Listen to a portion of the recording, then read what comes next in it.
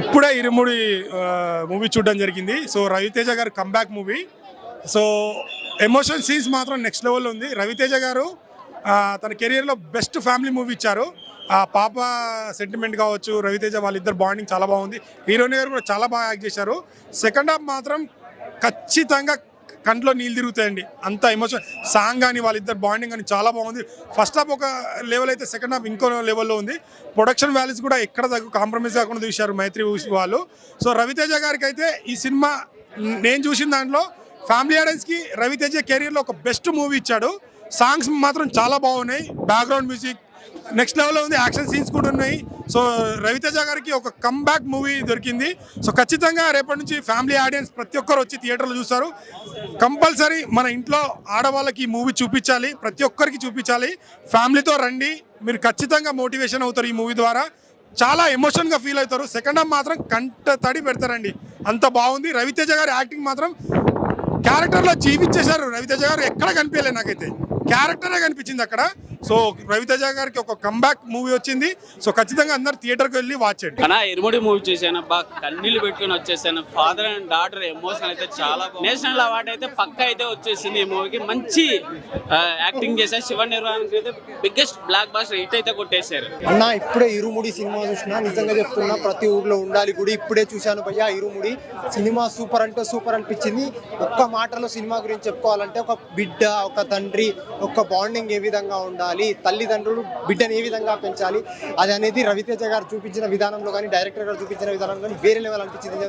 వాననక, ఎండనక, నీరనక, నిప్పనక, ఒక చిన్న పిల్ల నుంచి పెద్ద వరకు ఒక ఆడపిల్లని పెంచితే సమాజంలో ఏ విధంగా ఆడపిల్లలకు భయంతో ఏం చెప్పుకోలేక, తల్లిదండ్రులకు ఏం చెప్పుకోలేక, బయట జరిగిన సంఘటనలు ఇంట్లో చెప్పుకోలేక తనలో తను నలిగిపోయి ఏదో జరిగిపోయి ఎన్నో దారుణాలు జరుగుతున్నాయి బయట సమాజంలో. అదే ఒక cinema irumudi.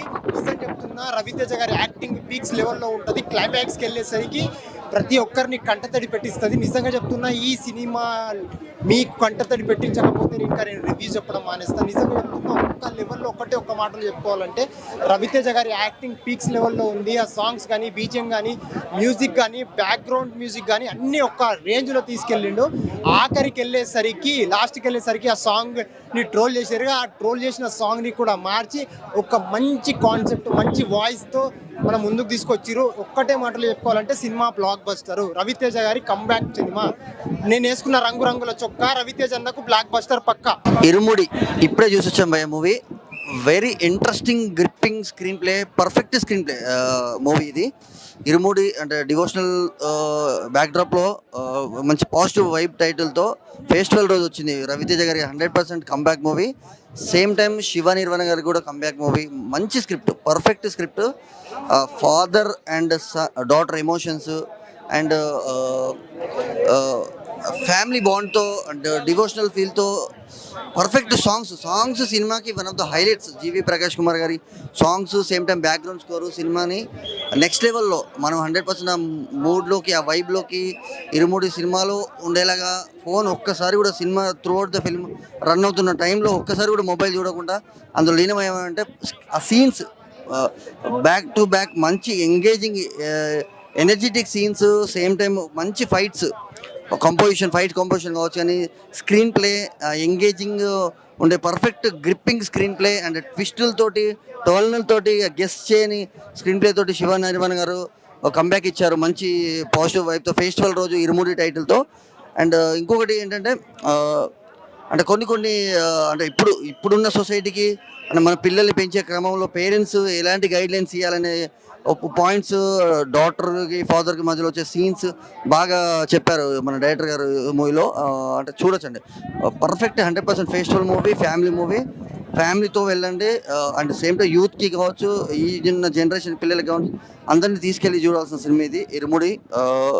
All the very best entire team, grand success. Shiva Nirvana గారు ఇస్ బ్యాక్. చాలా బాగుంది మూవీ. ఫస్ట్ చాలా నవ్వుకుంటూ వెళ్ళాం, కానీ ఎండింగ్ లో మాత్రం ఏడిపించేశారు. అన్నా ఇప్పుడే ఇరుముడి సినిమా చూసిన. సినిమా అంటే ఇది కాదన్నా, రవణ మాస్ మహారాజా రేంజ్ అంటే ఇది కాదన్నా. అసలు మామూలుగా లేదు. టీఎఫ్ఐ మొత్తం ఎవరికైనా బానిస ఉందంటే అది మా మాస్ మహారాజాకి అని చెప్పుకోవచ్చు అన్న. ఈరోజు మా అమ్మ వరలక్ష్మి రథం అని చెప్పేసి పూలు కొబ్బరికాయలు అవన్నీ తీసుకొని వచ్చిందన్న. నేను అవి తెలియకుండా మా అమ్మకి తెలియకుండా థియేటర్లకు తీసుకొచ్చిన. థియేటర్లో ఏందన్న ఇంటర్వెల్ అసలుకి పాప్కార్న్ అడుగుతారు, లేకపోతే కూల్ డ్రింక్ అడుగుతారు. ఈడేందన్న ప్రసాదాలు అడుగుతుర్రు. నిజంగా ఇది థియేటర్లు కాదు, పెద్ద పెద్ద పడి పూజలు చేసే దేవాలయం అని చెప్పుకోవచ్చు. నిజంగా అసలుకి వేరే లెవెల్ అనిపించింది నాకు.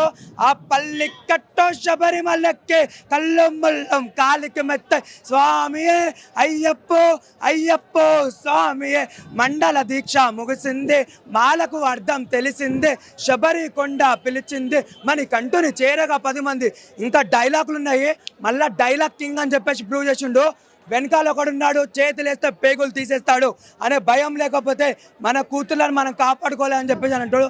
మెయిన్గా ఈ సినిమా లేడీస్ చూడాలి. అసలుకి నాకు బలహీనత ఉంది, ఏ ఆడ కూతుర్లో అయినా నా కూతుర్ని చూసుకోవడం ఓ అరుదైన బలహీనత అని అంటాడు.